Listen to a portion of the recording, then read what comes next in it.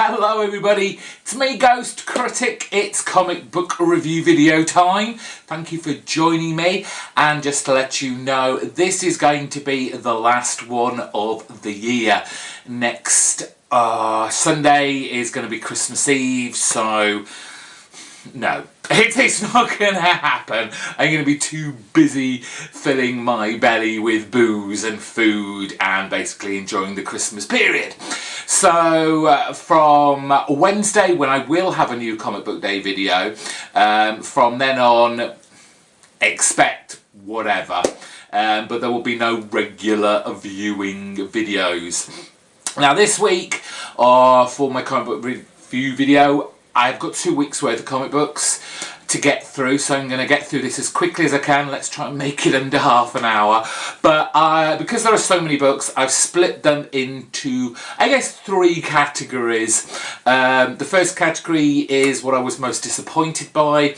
My second batch of comics is those ones that have been steadily good.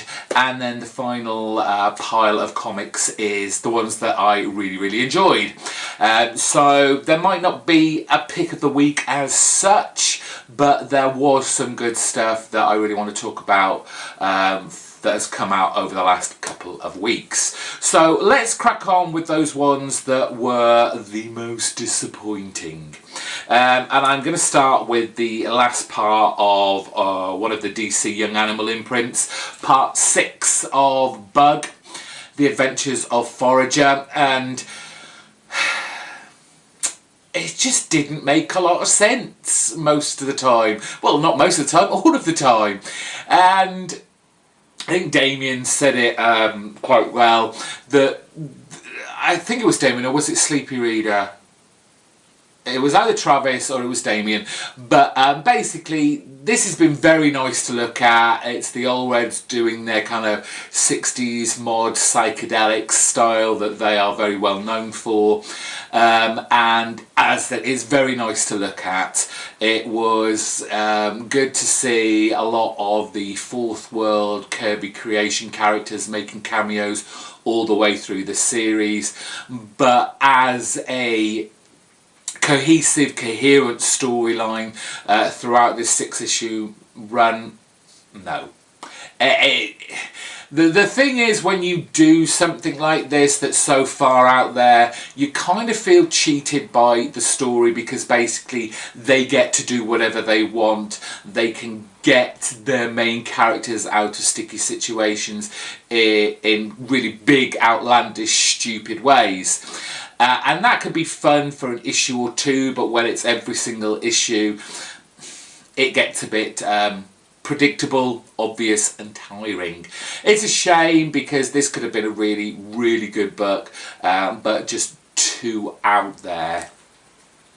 Next, and this surprises me so much, and it's not so much that this particular title was bad, it was just a bit, why? I'm talking about David Lapham's Stray Bullets, issue 30. I am so surprised that this is so far down my pile. And like I said, it's not so much that I didn't enjoy it, I just didn't see the point or what the relevance was in some respects. We have this story of Beth as a younger version of herself, going to school, meeting kind of younger versions of the people she knows now, and there's that element of, I'm not sure whether this is some sort of wacky dream sequence, or it's kind of not an allegory, an allusion to what's going on in her present day time. Kind of the younger versions of all the characters she knows in her present day time act exactly like they do now, but like I said, in their younger versions, and it just, what is the point? What is it adding to our main storyline?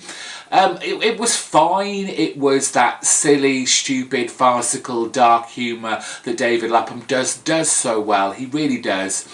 But I just thought, it almost felt like a kind of filler issue and had no real point to it, or maybe I'm just missing something. Moving on to XMen Blue, Cullen Bunn's starting a new storyline, Cross Time Capers.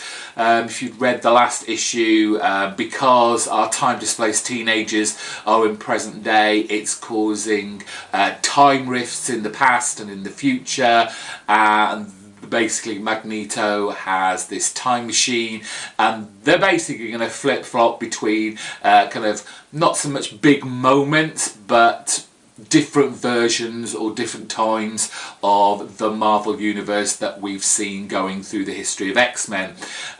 This particular one, we're in the 2099 universe, and of course the X-Men meet their future versions. Or at least it looks like it, but it seems like their future versions of kind of, again, turned Xavier's dream into something kind of hideous, and it just seems to be that finality that it doesn't matter how hard the X-Men, in whatever guise they are, in present day, the future's always going to be screwed up. Whatever they do is going to have no effect on the future, and have like human and mutant kind living harmoniously. And it's all very exciting. It's that whole heroes meeting heroes being very unsure of each other, and it's kind of like, I've read this so many times before, and it's basically it's almost a one-shot as they disappear. By the end of this issue, they disappear into the next time kind of era. It was fun enough, but I just wanted more from this title. I don't know whether this is kind of wrapping up maybe even this title, and having these teenage X-Men go back to their original time and leave our original team here. Who knows? But it just wasn't up to a standard I wanted from this book. Finally, for the kind of disappointing stakes, and this is going to be quite a controversial one. I'm sorry, but Mr. Miracle, issue number 5. Once again, it's one of those books that is glorious to look at. Mitch Gerard's art, panelling, the whole 9-panel grid job that he loves doing. It's great. But the problem with books like this is that it tries to be too clever, and in doing that it often alienates a lot of readers, and it alienated me. It was just tiresome in parts. What we basically have is Mr. Miracle and Big Barda spending what is basically or what they think is their last day together, as we saw in the last issue in the courtroom scene. Mr. Miracle has been charged, found guilty, and is going to be executed. And so they have this, I mean, they do have this kind of lovely day out, Mr. Miracle and Barda having their last moments together. But then it all gets very psychoanalytical, very deep, dealing with the huge big issues of life and God. And I'm just like, oh my God, does this ever end? And why? I hear a lot on Twitter that Tom King's The Vision over back in Marvel, which I didn't read, is the better, more cohesive, comprehensible storyline.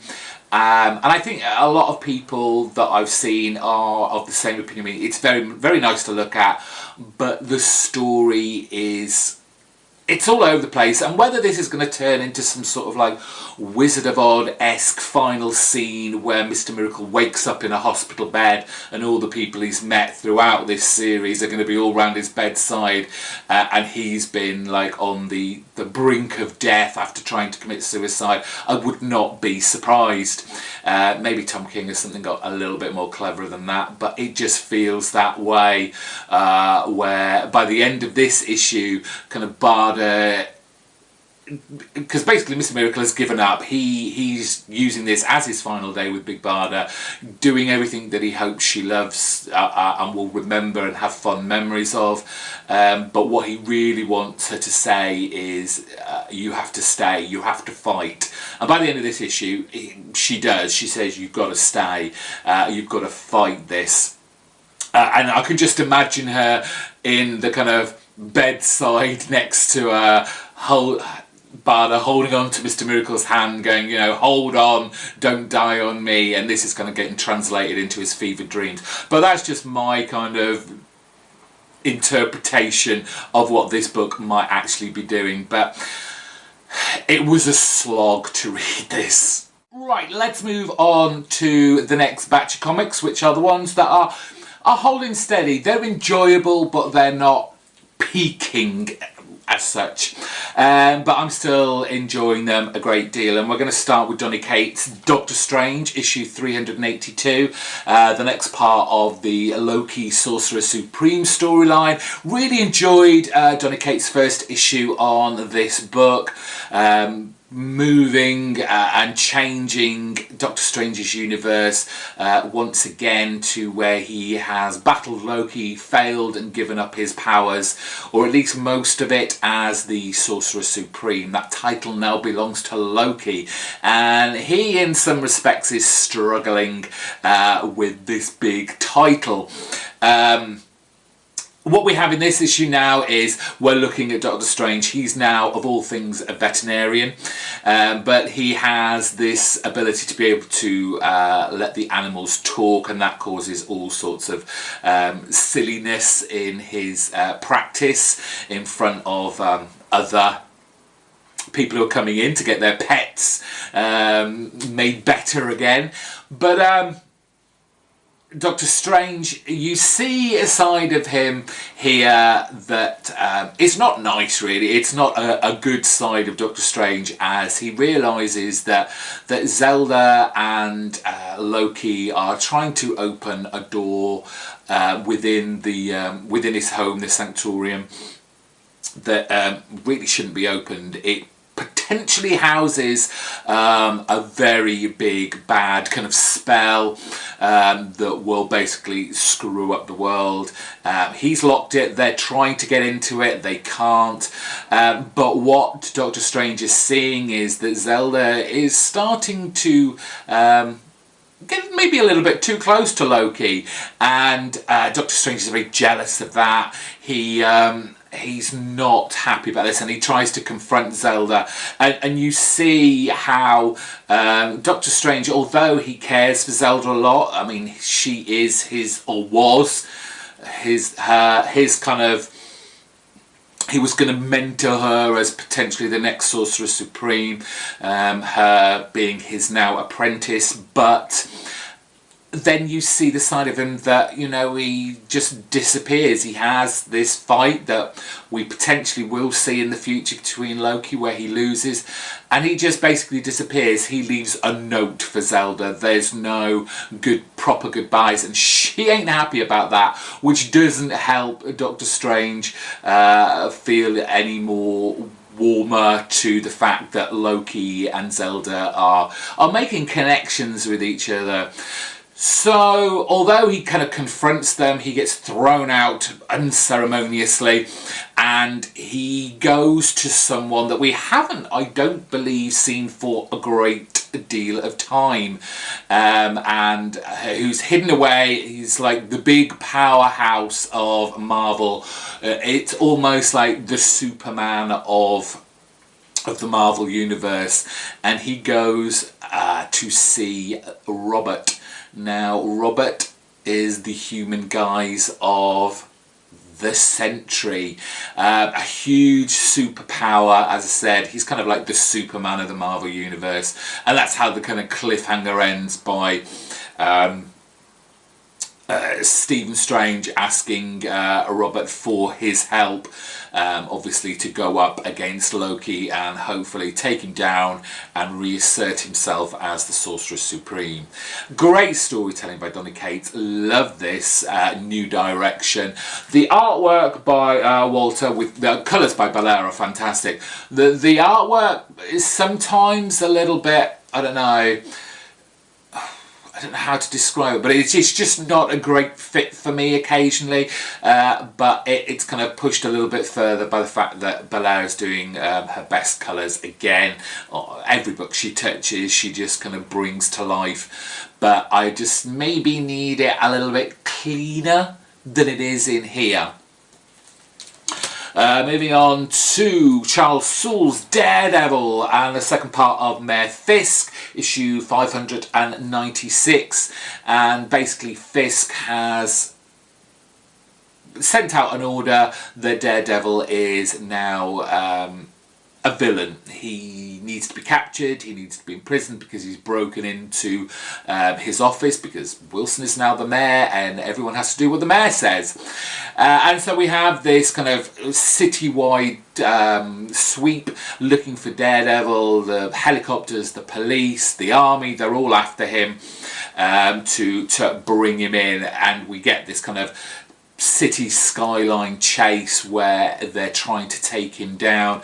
Daredevil's trying to escape to change into his Matt Murdock guise, so because obviously in this universe now no one knows that he is Matt Murdock anymore. That whole Brian Bendis storyline way back has now basically almost been retconned, let's be honest.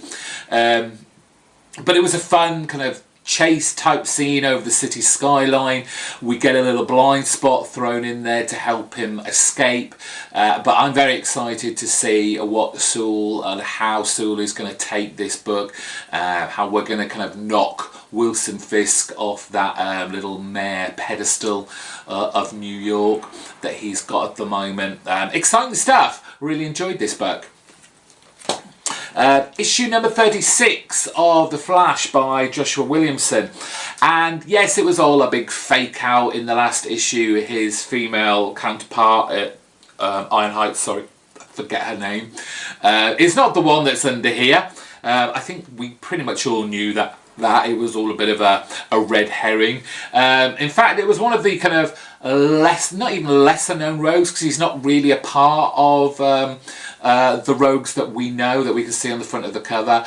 Someone has murdered Turbine, and we see it is one big huge plan, and it's fun. I'll give it that, it's fun, and like I said, this is a steadily enjoyable book now. But it's all one big kind of conspiracy by the major rogues. They've somehow got around the huge security within Iron Heights, and they are basically running things, from what I can understand, from below the Iron Heights. They've got this big cavern and it's full of everything they've stolen, the jewels, the cash and everything. And they're up to something. I'm not quite sure what. It's very strange. I mean, yes, they want to take down the Flash, as they always do, but at the moment they're just kind of laying low in this kind of cave type layer. And it isn't till Godspeed turns up, and he is currently imprisoned in Iron Heights, and he wants to join the rogues because there is that element that he knows how to get the Flash and take him down. Obviously there's this kind of animosity between the two of them.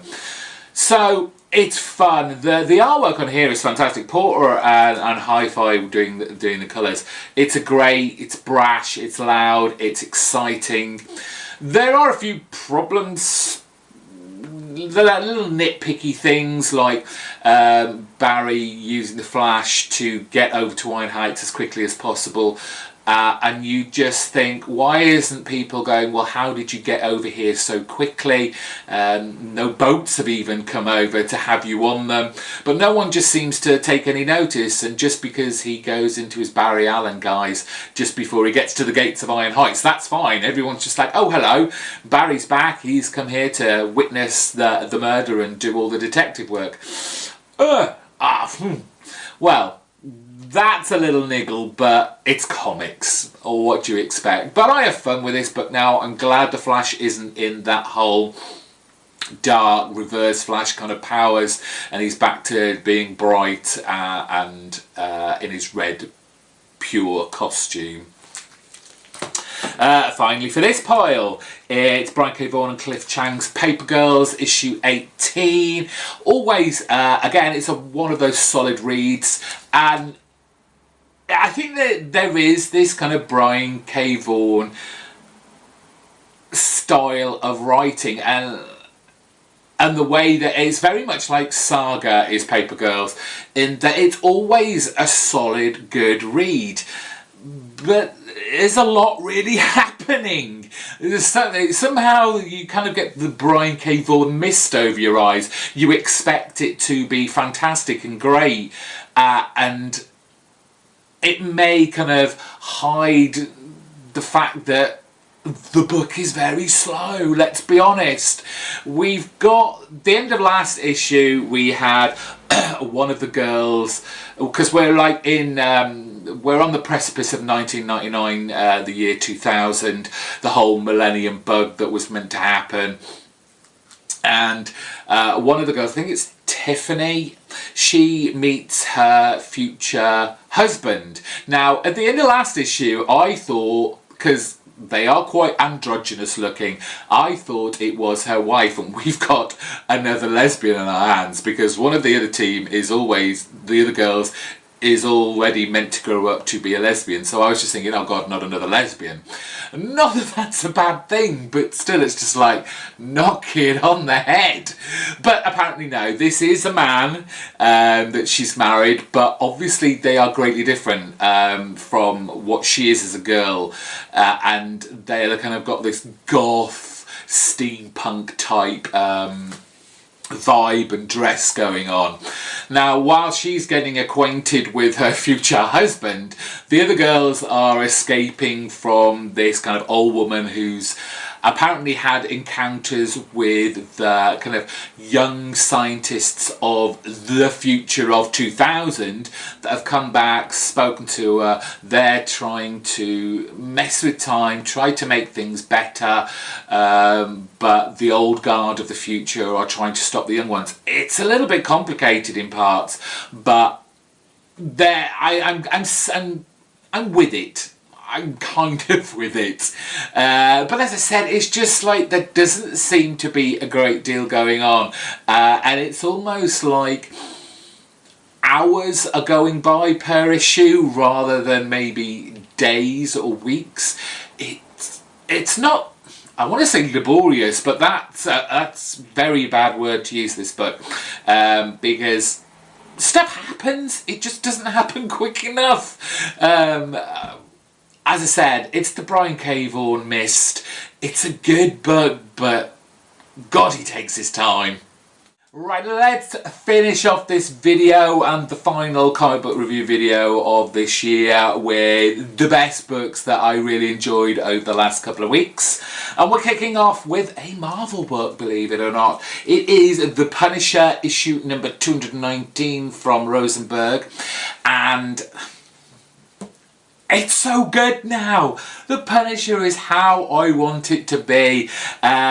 It's just a fantastic book. This is the second part of Punisher War Machine, where Nick Fury has sent Frank Castle off on a secret mission to try and basically clear up some mess that S.H.I.E.L.D. has caused.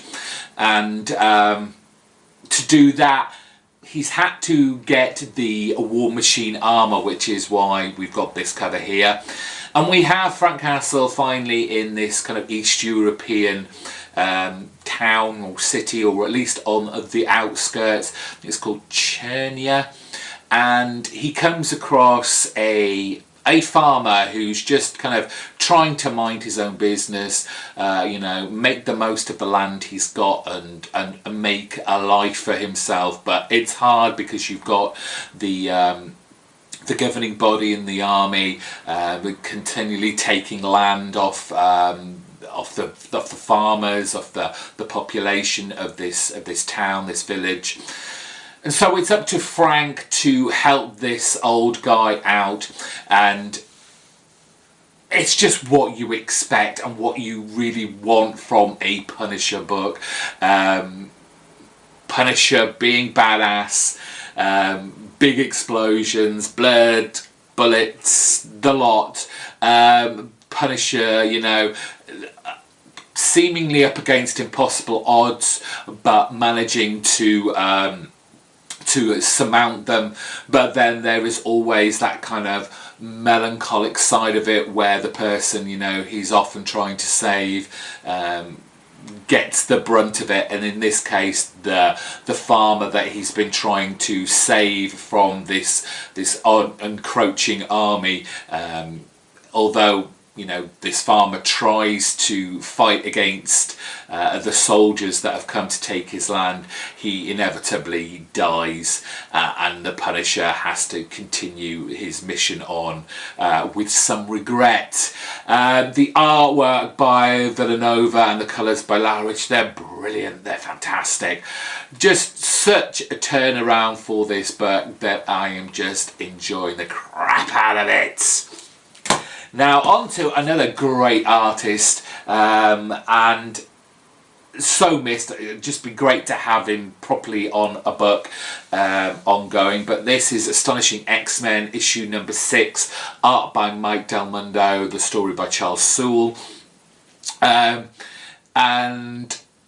this is your halfway point, because this is apparently a 12-issue maxi series. We're up to our half point with the final battle between the Shadow King and Professor Xavier, and it looks as though the Shadow King has won, but obviously Professor X has a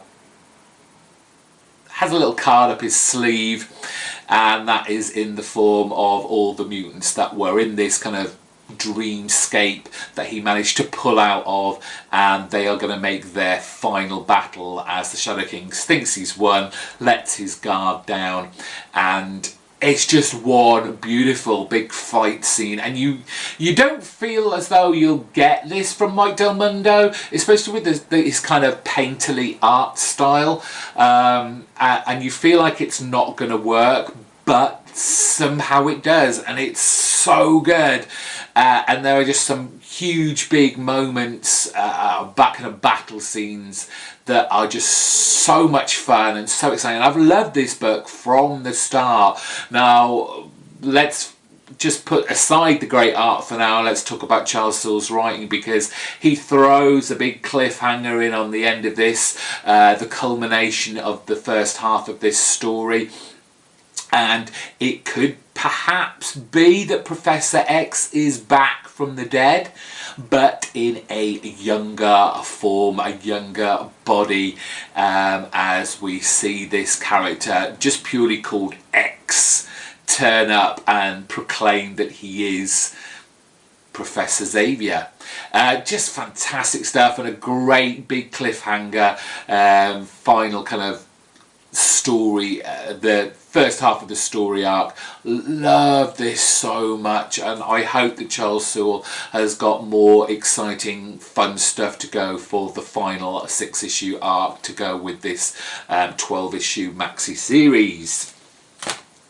On to the top 3, I guess you could call them, and we have issue number 21 of Department H. I think there's about 3, maybe 2 more issues of this to go, and we've been along for this kind of murder, mystery, survival, horror, psychedelic, LSD trip of a book.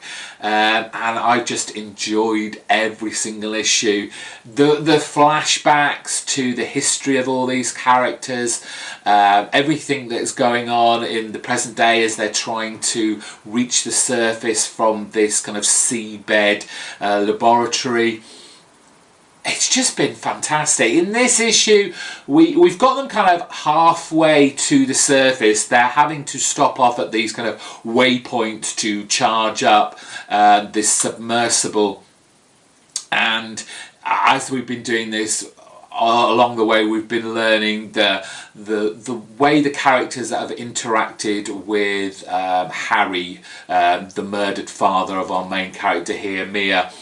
And this time, and I feel like we've seen elements of this before, but it's got such an emotional impact that it's worth going back to again and maybe fleshing it out even more. But we have basically Roger's story and his basic obsession with Harry's wife, Mia's mother. And the way his life has always been seen through a camera lens, whether it's through just like a normal, still photography or through a kind of video feed.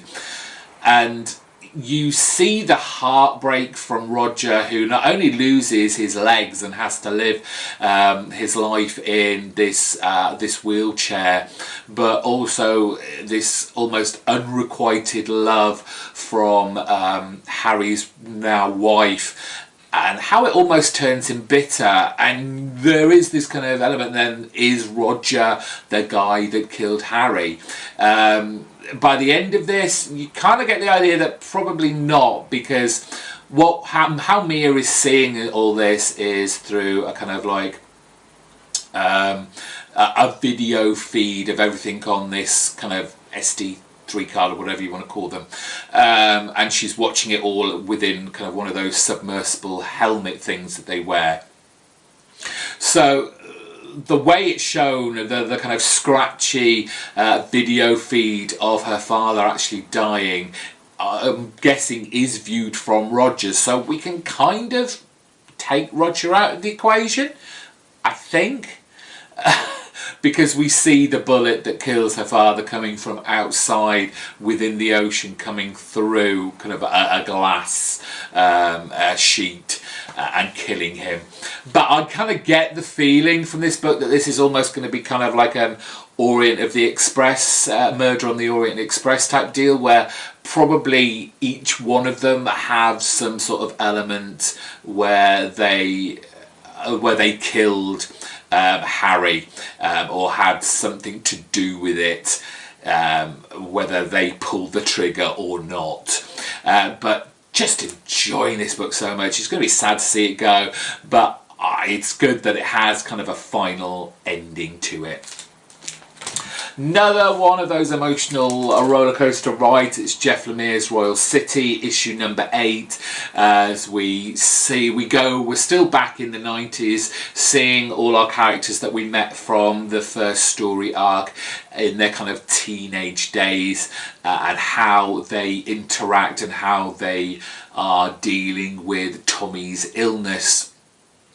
And we see him travelling and being kind of coerced by one of his big brothers, Richie, who is basically the screw up of the family. He's like the black sheep. He's into drugs, probably not going to school, bunking off, doing all the rebellious type things, and kind of influencing in some respects Tommy as they go for a little bit of a car ride. They're smoking drugs, and it shows a lot of the heartache that Tommy is going through.